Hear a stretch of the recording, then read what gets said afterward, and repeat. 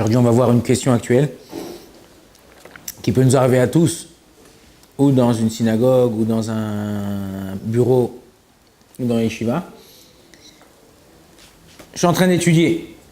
Je suis à la synagogue, j'arrive pour la tfilat shacharit, j'arrive pour mincha, pour arvit, et j'enlève mes lunettes et je les mets sur le banc à côté de moi. Ok? Ou je suis en train on a terminé la tfila, des fois dans des synagogues, il y a petit café, petit déjeuner, machin. Il me prépare un petit verre, un verre en verre en général, je me fais un petit café, je le mets à côté de moi et j'étudie et je bois.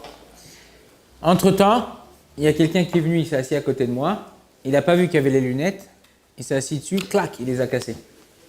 Ou il s'est assis, il a fait tomber le verre il a explosé par terre. Qui c'est qui doit payer les lunettes? Qui c'est qui doit payer le verre? Il faut savoir que quand tu es dans une synagogue, dans une yeshiva ou dans un bureau, tu dois payer à la yeshiva, tu dois payer à la synagogue, tu dois payer... C'est prêté. C'est prêté. C'est prêté. Même au cordonnier. Alors, dans notre cas, qui c'est qui doit payer ces lunettes-là? Tu avais tes lunettes, toi tu ne l'as pas demandé de s'asseoir à côté de toi. Il est venu lui étudier à côté de toi, il est venu s'asseoir à côté de toi pour faire sa prière.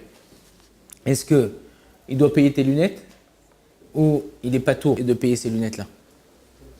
Hein? Qu'est-ce que tu penses? Je pense qu'il est goûté. Il doit faire attention à ce qu'il fait, mais ta faute. S'il les a mis en mode caché et trucs, c'est pas comment il les a mis ces lunettes. S'il les met. Il les a posées sur le banc à côté de lui. Alors, Ah non, ils ont été. il doit rembourser quand même.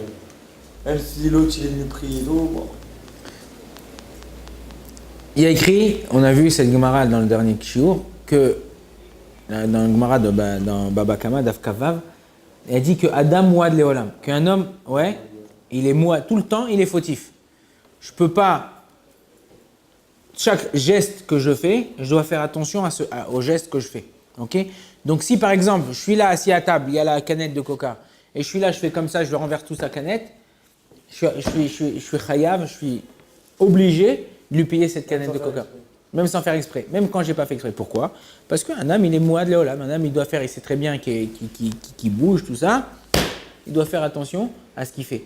Maintenant, au niveau des lunettes, au niveau du verre, il y a une autre Gemara, il y a un autre endroit aussi dans le Shulchan Aruch, c'est un autre endroit aussi dans le Shulchan Aruch, qui nous dit que un homme, c'est un enseignement de Oula, un des Amorim de la Gemara. Il nous dit comme ça, en général, un homme qui marche dans la rue, il ne fait pas attention où il marche. Ok? Ça nous arrive des fois de marcher et tu marches sur une crotte. Tu arrives de marcher et tu marches sur quelque chose que tu n'as pas fait attention qui était sur le parterre. Un homme, il ne marche pas, même s'il y a Shmirat Enaim, c'est un peu une coucha sur la Shmirat Enaim, mais un homme, c'est sûr qu'il doit faire attention. Il doit regarder comme ça, en général, droit devant lui, sans regarder trop loin et de regarder un peu partout. Faire attention comment il regarde, mais en général, un homme, il ne marche pas comme ça et en regardant ses chaussures. Okay? Un homme, il regarde devant lui quand il marche. Faire attention de ne pas se cogner à une personne, faire attention à ça. Par contre, la Gemara, elle nous dit, dans un autre endroit, que par exemple, une BMA, c'est pas comme ça. La BMA, elle fait attention, elle marche.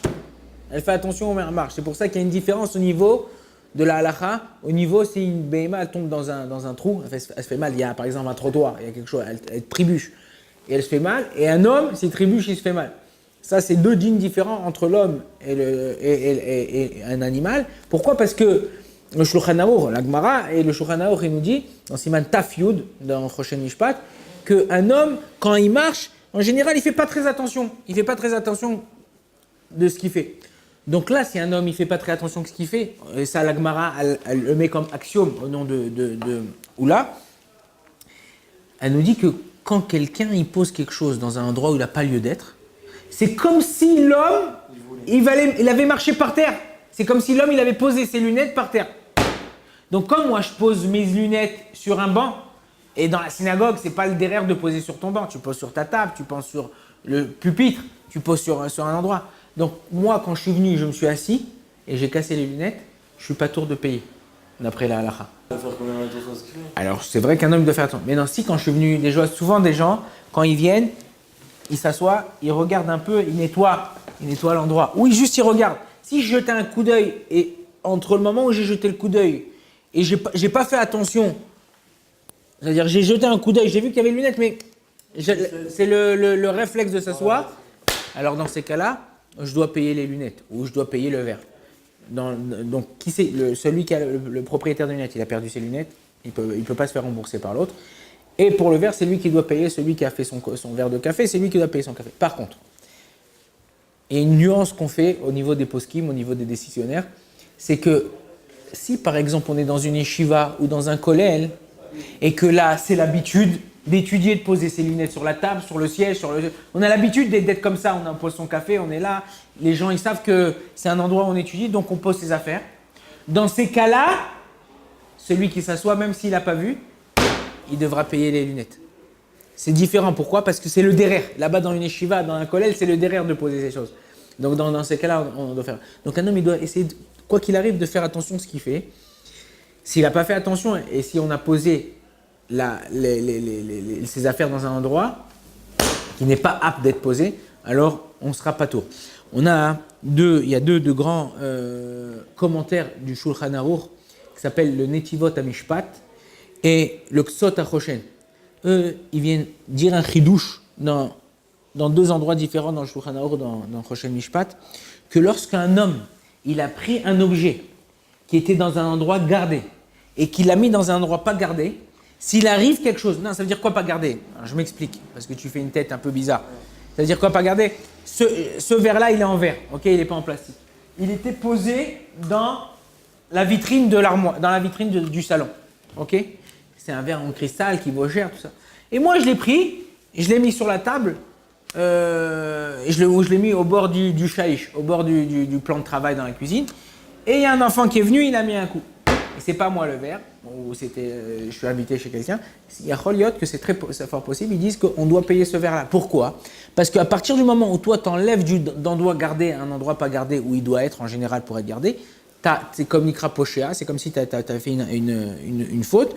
Et donc, c'est comme si tu étais Mazik Bayadem. C'est-à-dire quoi Mazik Bayadem? C'est un autre moussag. Non, Mazik Bayadem, c'est un autre moussag, c'est une autre notion dans la halakha. C'est si je prends un marteau et je tape sur quelque chose, je l'ai cassé, je suis Mazik Bayadem. Ça veut dire que la